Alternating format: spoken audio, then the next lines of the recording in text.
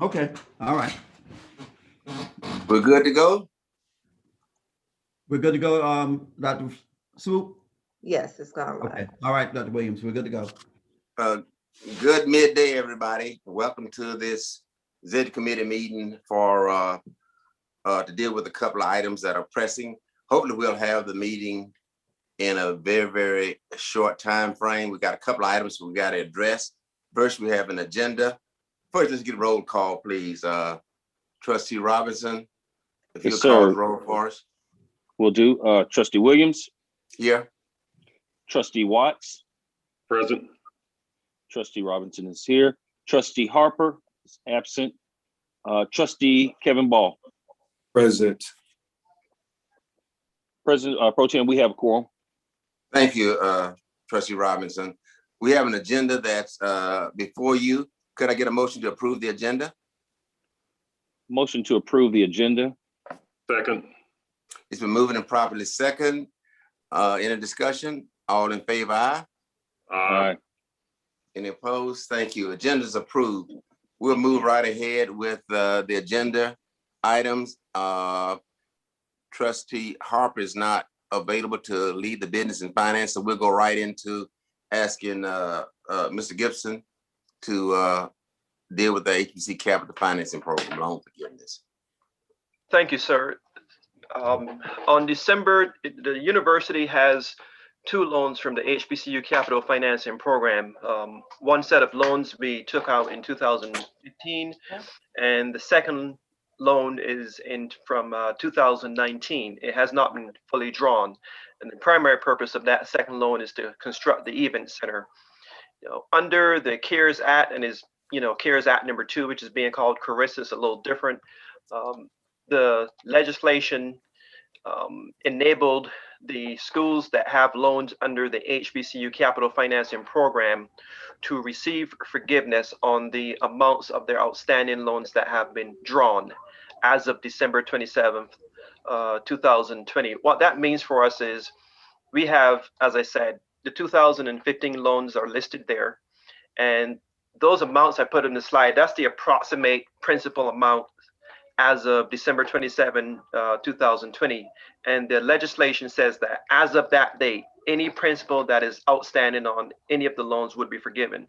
So that's our best estimation of the amounts that would be forgiven under this federal program. And the 2019 loan that we took out to build and construct the event center and conduct renovations across campus, as of that date, is approximately the date being December 27th, is approximately 4.4 million we had drawn on that loan. So that portion would be forgiven as well. And just for clarity, it's not that we would get any money back in cash.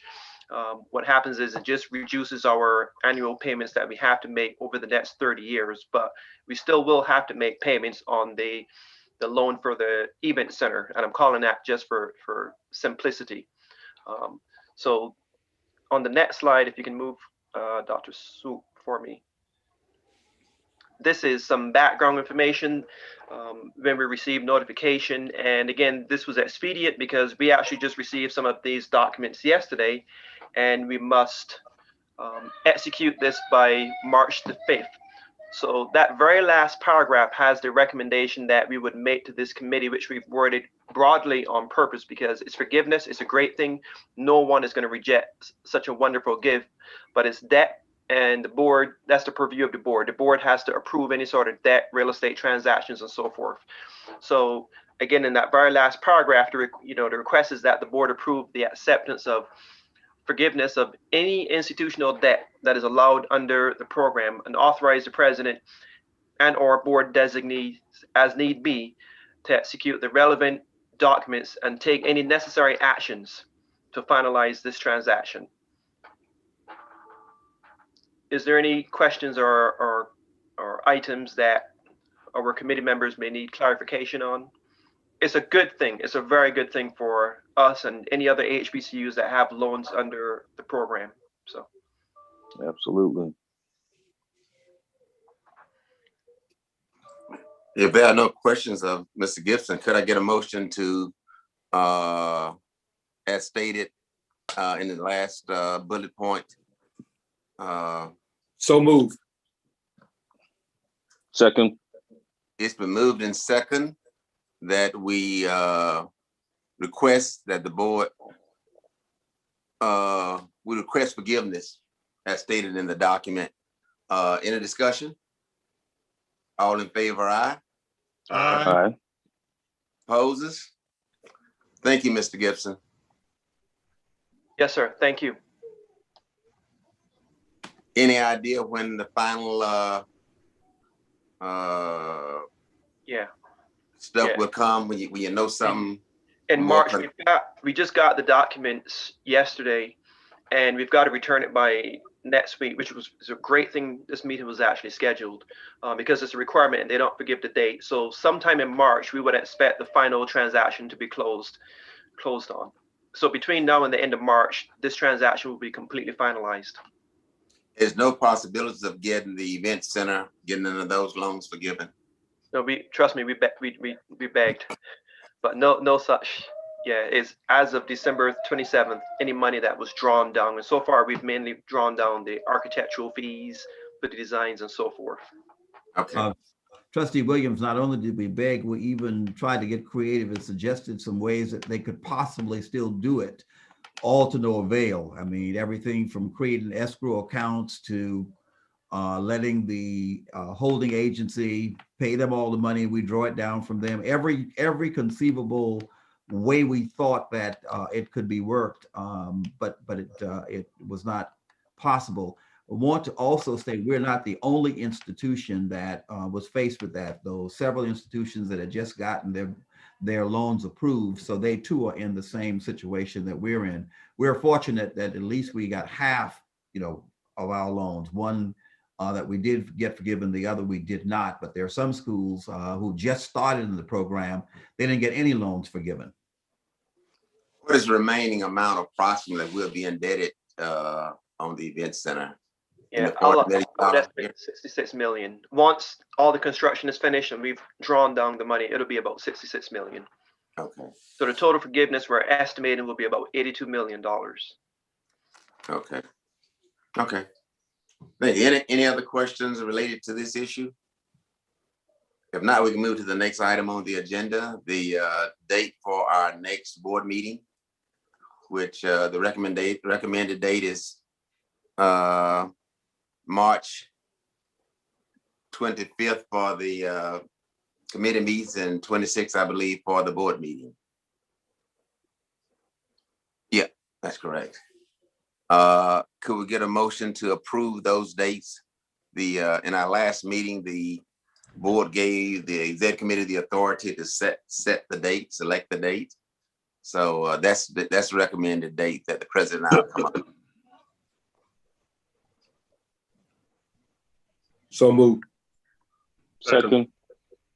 It's been moved and properly second that we accept the dates recommended. Any discussion? All in favor? Aye. Any opposed?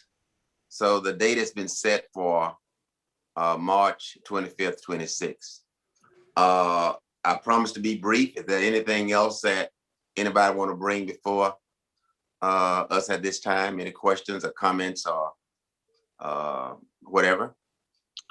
President Williams, just had a question. So with the spring classic games, so that's not a part of our mandated meeting location, date, whatever, because it normally happens in October. So what will occur? I know we're still going to possibly have a classic. So what's the expectation for board members around that particular time, since we may not have a meeting? Mr. President, you want to let them Yes, where we are at this point? One of the items that we talked about earlier would be having a board retreat for the purpose of evaluation. One of the new standards under SAC-COC is that the board has to undergo an evaluation every year. We have not begun that process, and we do need to have several years of evaluation results before our next cycle.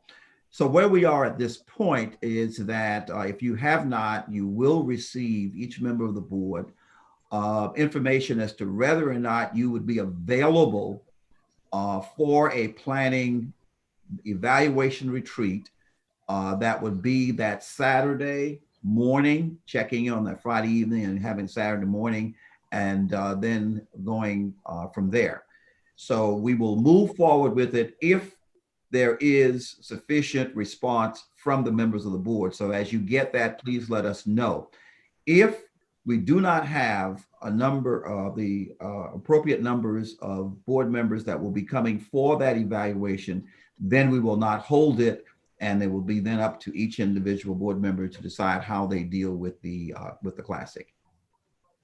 Thank you. How will we be contacted? Is that via mail or email? With that? An email will be sent to you, to each. Okay, gotcha. Okay, thank you. And I believe the game time is going to be early evening. Is that right, Mr. President? It's at either 6 or 6:30, because it is a televised ESPN game. So it's not the time that it normally would be held. So it's going to be later in the evening. And it's my understanding also that there'll be no normally associated events with this Classic. Yeah, we had the discussion yesterday. So there's not a parade. There will be no opening luncheon or kickoff luncheon. There'll be no hosting of any events at all. So the only thing that is scheduled at this point is the game itself. There are no other attendant activities related to the Classic, just the game. Not even the band will be present for the game. Oh my goodness. So it is different. No tailgating? There'll be no tailgating. Now, these are as I understand it, these are the decisions that have been made thus far, that some might be spongible, but it's not in absolute terms, I understand it, right, Mr. President? But this is where we are right now on everything. I think the stadium capacity would be, 25% maximum or something like that? I think they're looking at maybe 15,000 tickets total for the game. What we aren't sure about at this point is what will happen with the suite boxes. We are asking them to go back and tell us not what the capacity of the suite boxes are, but what the seating capacity is. Because there is a difference between the number of people can be accommodated and the seating capacity. And then the other thing we'll have to do, if we do have the suite boxes, it will have to maintain social distancing in the suite boxes, which will significantly reduce the number of persons that can be invited. We don't know at this point. It's a combination of how that's done. The committee itself, that is the Magic City Classic Committee, they have a certain number of invites that they give to the suite boxes, and then the university is given the rest of them. We have not, as a university, extended any invitations at this point to the suite box because we aren't really sure whether the box will be available or what it is that we are going to do. So it's all fluid. That's the discussion we're having today. I could get a call as soon as this conference is over, and it could be totally, totally different. I'm assuming Dr. Hugheni, no alcohol? Don't know. I do know they indicate, of course, obviously you can't bring any outside food in, but I don't know. But as we get more details, we'll keep you posted. Just understand that whatever detail we give you, it is only good for that period of time. It is subject to change. Dr. Hugheni, if we can move on to the next subject, when is the groundbreaking, or where are we with the groundbreaking for the hotel?